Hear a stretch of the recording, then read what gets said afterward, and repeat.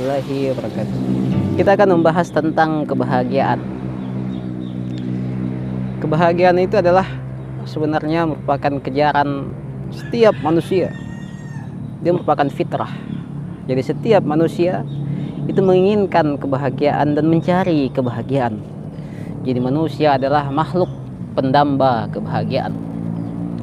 Bahkan orang-orang yang kita lihat misalnya dalam klaimnya mengatakan bahwa kita ingin menderita, kita menginginkan penderitaan, kita mengejar penderitaan.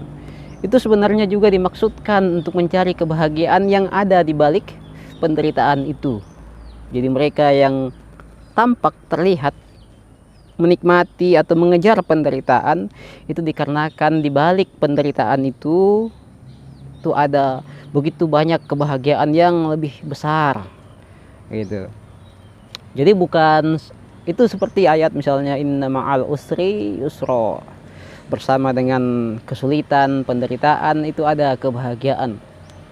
Maka sekiranya hanya penderitaan dan penderitaan saja, tidak ada manusia yang menginginkan penderitaan yang semacam itu, penderitaan yang tidak mendatangkan kebahagiaan. Karena kebahagiaan di balik penderitaan itu lebih besar dari penderitaan itu sendiri, maka mereka rela menerima penderitaan itu. Semua dimaksudkan untuk mencari kebahagiaan. Kebahagiaan untuk siapa? Ya kebahagiaan untuk diri sendiri.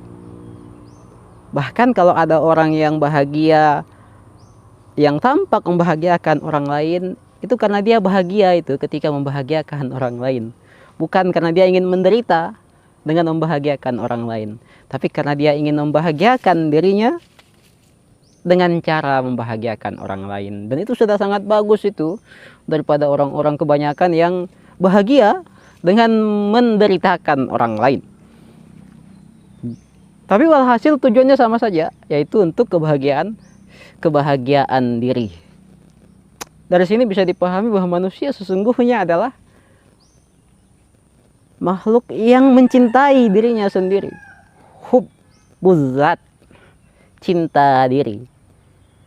Itu sehingga semua upaya-upayanya, pengorbanannya yang sekilas untuk orang lain, semua itu demi kebahagiaan dan kesempurnaan dirinya.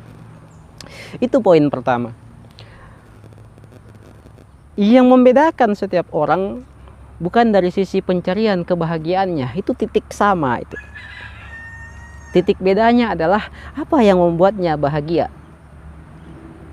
Itu tadi kita sudah singgung bahwa ada yang bahagia dengan menderitakan orang lain dan ada yang bahagia dengan membahagiakan orang lain. Yang kedua tentu lebih baik dan sedikit dari yang pertama tadi itu. Itu yang membedakan. Yang kedua adalah dibedakan dari jenis kebahagiaan. Hal-hal apa yang membuatnya bahagia. Di sini kita bisa mengklasifikasikan dua jenis kebahagiaan. Ada kebahagiaan substansial, ada kebahagiaan aksidental. Kita berikanlah istilah semacam itu. Kebahagiaan aksidental itu berkaitan dengan kenyamanan raga. Raga yang nyaman, santai, hilang dari kelelahan. Itu kebahagiaan aksidental itu. Dari kesempurnaan raga bahagia. Kita bahagia misalnya jika memiliki rupa yang menarik, yang gagah kayak saya ini. Dan kita bersedih ketika memiliki rupa yang jelek. Ya kayak saya juga lah mungkin. Ataukah misalnya kita tidak bahagia ketika memiliki salah satu anggota tubuh yang tidak sempurna. Itu kebahagiaan level rendah, itu kebahagiaan aksidental. Ada juga kebahagiaan substansial, yaitu kebahagiaan yang berkaitan dengan kesempurnaan eksistensial, kesempurnaan jiwa. Jadi kita bahagia karena jiwa kita menyempurna, bukan karena raga kita menyempurna. Ini dua hal yang berbeda, karena kadang jiwa kita tidak menyempurna, tapi kita merasakan sejenis kebahagiaan karena raga yang menyempurna. Kita memiliki banyak duit, mobil mewah, rumah mewah, pasangan yang cantik, yang rupawan, penampilan yang menarik, kantong yang tidak kosong. Walaupun misalnya dari sisi eksistensial, dari sisi jiwa kita itu menderita itu. Karena jiwa kita tidak menyempurna, hanya raga kita, dimensi aksidental kita yang menyempurna sehingga kita bahagia. Dari sisi maknawi, dari sisi substansial, sebenarnya karena jiwa tidak menyempurna, berarti jiwa kita sebenarnya sedang menderita, tapi tidak disadari saat ini. Karena kesempurnaan raga telah menyihir kita. Itu sama halnya kalau kita memiliki penyakit, ada penyakit yang kita derita, tapi kita tidak merasakan sakitnya penyakit itu. Karena jiwa kita fokus pada sesuatu yang lain. Tapi bukan berarti bahwa diri kita sehat. Kita hanya sekedar mengalihkan perhatian kita pada sesuatu sehingga kita tidak lagi menyadari merasakan sakit itu. Tapi sakitnya tetap ada itu. Nah, berkaitan dengan derita jiwa ini yang lahir dari ketidaksempurnaan jiwa, yang lahir dari degradasi jiwa, jiwa yang tidak menyempurna. Nanti kita akan bahas itu apa yang menyebabkan jiwa menyempurna itu. Sehingga semestinya dengan meraih hal-hal yang menyempurnakan jiwa ini, kita semestinya merasakan kebahagiaan yang begitu besar. Walaupun dari sisi fisik, dari sisi aksidental kita menderita misalnya. Nah, walhasil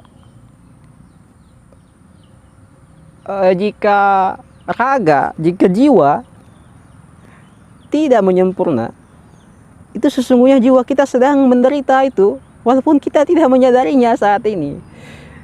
Karena tadi itu, seluruh fokus perhatian persepsi kita berkaitan dengan hal-hal yang bersifat material, dan kita memiliki kesempurnaan material itu. Sehingga kita tidak lagi merasakan derita jiwa yang lahir dari ketidaksempurnaan jiwa. Itu para koruptor itu bisa bahagia itu karena mobil mewah, berumah mewah, berduit banyak. Tapi jiwanya sedang menderita dan dia tidak merasakan derita jiwanya itu. Derita jiwa ini kalau kata Nabi Isa itu nanti disadari pasca kematian. Jadi pasca kematian nanti semua derita jiwa yang lahir dari ketidaksempurnaan jiwa itu akan tersadari, akan tersaksikan dan tersadari. Makanya kata Rumi, kematian adalah cermin penampil hakikat diri. Jadi bagaimana jiwa kita, bagaimana wujud diri kita itu akan tersaksikan pasca kematian. Dan disitulah kita merasakan derita yang sesungguhnya atau kebahagiaan yang sesungguhnya, yaitu derita dan kebahagiaan jiwa yang ditentukan dari sempurna tidak sempurnanya jiwa. Nah, apa kesempurnaan jiwa itu?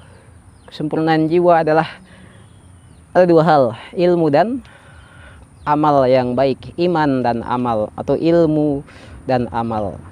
Kita bisa sangat bahagia dan rela menderita demi beroleh pengetahuan atau demi kebaikan-kebaikan yang kita lakukan. Karena itu berkaitan dengan kesempurnaan. Dalam syair ini ada syair Arab dikatakan, "Idza kanatin nufusu kibaro tabi'at fi muradiha al-ajsamu." Jika jiwa menjadi agung, maka jasad akan mengikuti keinginan-keinginan jiwa. Sehingga dari sini Mutahari membagi dua jenis jiwa itu. Ada jiwa yang agung, ada jiwa yang kerdil. Jiwa yang agung adalah jiwa yang memenderitakan raganya. Dia rela menahan lapar, menahan dahaga. Dia rela kehilangan nikmatnya tidur malam, kekurangan makanan, karena harus berbagi demi kesempurnaan jiwanya. Sementara jiwa yang kerdil adalah jiwa yang membuat raganya berleha-leha, nyaman, tidur di sofa yang begitu empuknya, walaupun itu harus membuat jiwanya hina. Jadi derita jiwa lahir dari jiwa yang hina, dan derita Dan kebahagiaan jiwa lahir dari jiwa yang agung itu. Ada jiwa yang agung dan ada jiwa yang kerdil. Pertanyaannya kemudian adalah bagaimana dengan pencarian materi itu? Apakah itu penting juga? Ataukah itu diabaikan saja, kita fokus pada kesempurnaan jiwa? Bagaimana itu? Itu kita akan bahas pada pertemuan selanjutnya. Assalamualaikum warahmatullahi wabarakatuh.